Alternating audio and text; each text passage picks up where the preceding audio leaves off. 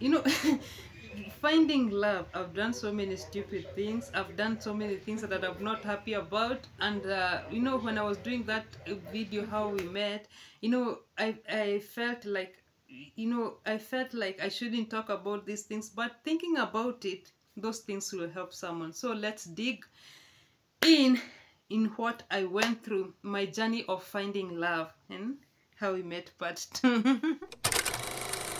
Hi guys, welcome back to my YouTube channel. Today I'm talking to you about how we met. I feel like the first video I did about how we met, I just talked shallowly about how we met, and I didn't talk it was filtered conversation. And I feel like it's time I talk about raw and unfiltered conversations about how we met, guys, because I know most people are going through what I went through, and it's not just about dating site or anything that can help you find love. So today I feel like I should give out my story, like unfiltered story, so that it can help someone out there, guys. So welcome back to my YouTube channel. I'm so happy to see you here, guys. And if you're new here, kindly subscribe to my YouTube channel. It will mean so much to me, guys. So welcome. And here's goes to nothing. Oh my goodness, now I can laugh about it, but back then, guys. So my journey of finding love, I think it started way back when I finished high school. I finished college. I did some college, and I started working. I felt like now I started praying to God to give me a life partner. I wanted to settle down. That like when you're young, you want to settle down and have a family. But for me, I always felt like in my family I've not experienced marriage. Like, coming from a single mother, I've not experienced marriage. I've not seen people getting married, and I really wanted it to happen to me. I didn't want to continue with that cycle, so I was really praying to God for God to give me a life partner, guys. And I remember even going for praying and fasting and praying that God, please give me a man. And I was not choosy. I was not saying that God, I want this type of a man. So I remember there was a time we went for 3 days fasting, and after that, after praying, I prayed for a life partner, and God showed me that I'll get married to a white man. That was 15 years ago, guys. I want to show you how God's timing is not man's timings. And when God promises you something, he has to take you through a process, maybe to prepare you for that thing that he's promised you. That was 15 years ago. And God showed me that I'll get married to a white man. So in my thinking, I'm young, I'm naive, I don't know anything about dating, actually even online dating. I don't know anything about that. And I remember, guys, I've done so many stupid things, and we are talking about them right now, guys. I hope you're not like me. So I remember when God showed me about that, I woke up in that dream. I woke up and I started thinking, white man, why will I get a white man, surely? And it was not in my mind. It's something that God has shown me out of nowhere, and I was not even thinking about a white man. So I was asking God, God, why did you show me that? I know, for the first time I brushed it off. Then the second time I had the same dream, you know, and I said this dream must have a meaning. So I remember, in my stupid self, that morning I woke up, I was going to work, and I was listening to this radio station, this local radio station, and mine in Kageni, and they were talking about love. Love was topic that morning. And my stupid self thought, let me just SMS, like I'm looking for a white man. If he's there, he'll look for me, guys. Oh my goodness. Right now I can laugh about that incident, but back then I even cried because of the embarrassment. So I was about to go to head out. So I remember, how they tell you that, like, SMS, you SMS, you know, give your opinions and stuff like that. So me, I thought about not giving opinion. Let me just say that I'm looking for a white man. Because I had that dream, and in my wildest thinking, where will I get a white man? Surely, first of all, back then we were going to Karura Community Chapel. Yeah, there were white men there, but it was not in my mind. It was not in my mind that I want a white man. Blah blah blah. It was not in my mind back then. So I SMS. Then I just put off the radio and went out. So for me, I'm thinking I've done that and I'm just going out. Guys, I went to a matatu. I boarded a matatu.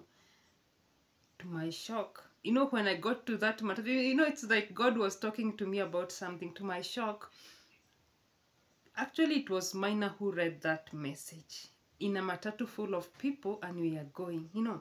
He read that message. I'll never forget that time. Oh my goodness. Every time I remember about that, back then, it was something bad. Like, I felt embarrassed. I felt embarrassed. I felt like the devil was laughing at me. But right now, I'm so thankful because, that experience showed me, that experience alone showed me that, God is not a man. Like, God is not a man. Whatever God promises, like, he's not a man that he should lie. And even if the promise takes a long time, he shall fulfill it. And a man might think it's impossible. Impossible with man is possible with God. So I remember him reading that message, Maina. I remember him reading, and everyone was just quiet in the matatu. And good thing I did not write my name, because some of the people in the matatu knew my name. So I remember him reading that message, and then he, after reading that message, what he said? Hata Mpakistani hauwezi pata. And I felt, when he said like that, and he was laughing, and everyone in the matatu laughed. It's like everyone laughed with him. I felt so embarrassed. I was like, oh my goodness, why did I do it? This was one of the stupid things I've ever done in my life. I was so embarrassed about it. And everyone was just laughing about it. Maina repeated that message, and he really expounded on that topic, guys. It was not just like reading it and letting it go. He really expounded on that topic, how Kenyan people are so naive, looking for white men for money and stuff like that. And I felt so embarrassed. And I think that incident like made me shut off that dream and that thought. I never thought about that again. So for me, I was just praying, God, God, I'm praying for a man. I'm praying for a man who's ready to settle down, who's ready just to love me. Someone who's just ready to love me. I would just want to be loved. And the worst thing, I'm walking on the road. You look at someone, you say, like, this is a good person, we can make a good match. But the people you like, they don't like you back, and the people you don't like are the ones who are liking you. I was asking God, what's wrong with me? Like, is there anything wrong with me? Back then I'm just so naive, and dating, I'm just new to this dating thing, and that's where most people make mistakes. I've made mistakes. I also admit I've made mistakes. And and the worst part about me, actually, it's not the single people who are looking for me. Like, you're asking God to give you a man, and the people who are coming to ask for you are married people. I was asking God, why is married people just looking for me? I don't want a married man. I'll give out this story to an extent. I was working in this company. After roasting maize, if you've seen my stories, the first job I got, this man like seduced me. He was married. He even went to an extent of leaving his wife for me. And when I refused, that commotion back and forth. When I refused, he wanted to murder me in the office. It's a very long story. I think I'll make that video too here, because I know most people are going through such scenarios. So I was asking God, why is it only married men who are asking for me? And back then I'm so young, and I'm asking myself, no, this is not the direction I should take. And I was asking God, those I like, they don't like me back, and those I don't want, they're the ones who are asking for. They're the ones who are kunakuja kunikatia.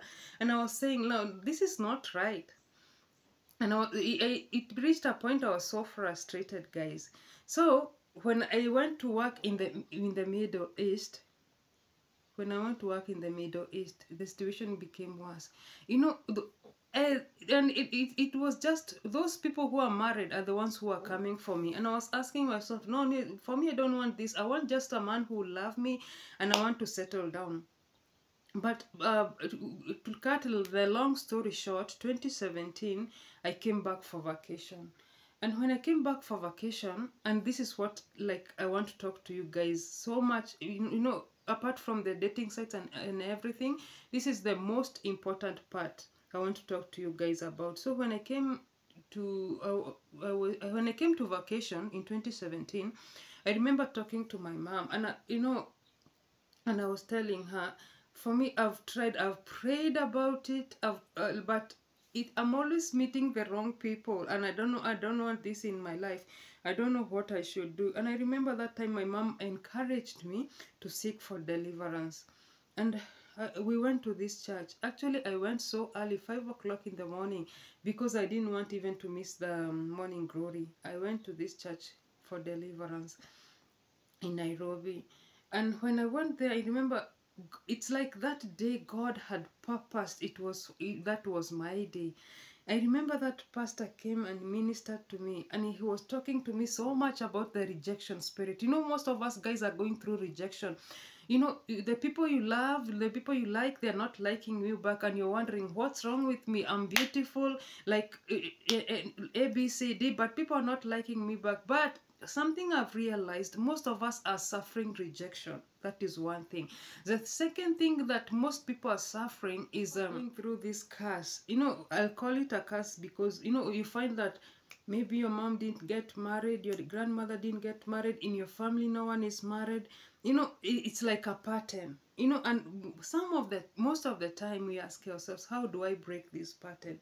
You know, that was my pattern, guys. Two things I suffered, like rejection so much. You find just people rejecting me, and for no reason, you know, and it was so hurting for me at that time. And you know, this generation curse, like I like calling it a pattern. And you know, for me, when I went for that deliverance, purposely it was for love, it was not for anything else. And I really thank God because he ministered to me that day. We went through prayers, the prayer section, and I really thank God for that day, because when I came out of that, you know, I started, it's like I had opened my eyes in another world, you know. So after that, I kind of, you know, I've prayed, I've taken it to God, I've gone through deliverance, I've taken it to God. That was 2017, and I didn't think much about it. So when I went back to Bahrain to work, 2018 June, I remember I told you guys how we met. If you watch this video, you'll understand how we met now, the flow. So when I was perusing the website, you know, I went through so many, so in Bahrain, that's why I started going through websites. I've gone through so many dating sites, and nothing was working for me, even after deliverance. So I started, you know, it came back. That dream 15 years ago came back. You know, I remembered, God promised me this. God promised me this. Maybe that's what is for me. And you know why that dream came back? Because after those prayers, I still, you know, I had the very, you know, God showed me my husband in a dream. Like, you know, when I saw him, I said, oh my goodness, just exactly the way he is. God showed me that that is my man. I've never seen him, I've never met him, you know. And for me, for one thing, I thought maybe because I work where there's so many white people in Bahrain, maybe I'll see him there. That was my thought.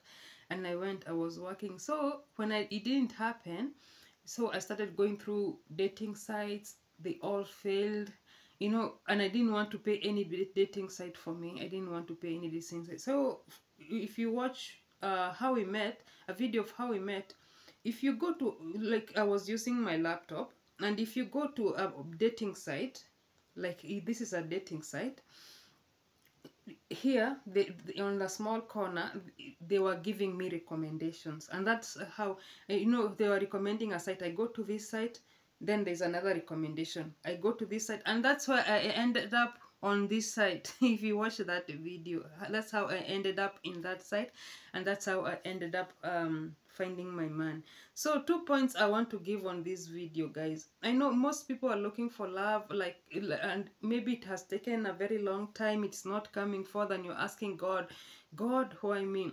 Or maybe you come from a family of people who are not getting married, you know, like maybe my situation, and you're facing rejection and all stuff like that. For me, I would suggest that, you know, some things are spiritual, not just physical.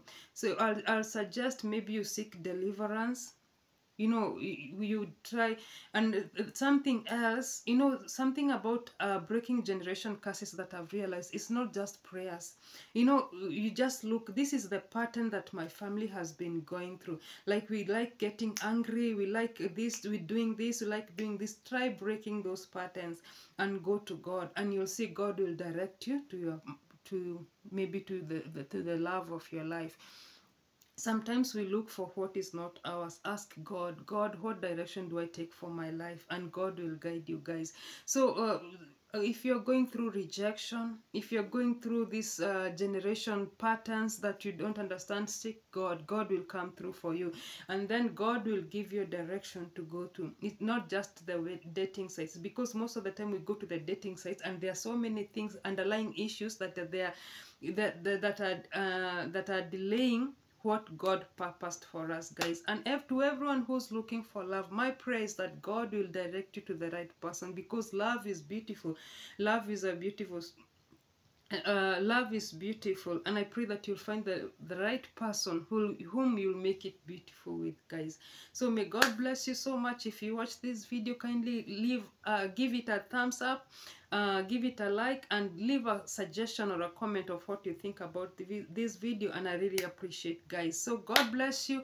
May the Lord give you your heart desires and do you good in Jesus' mighty name. God bless you, guys. See you on the next video, guys.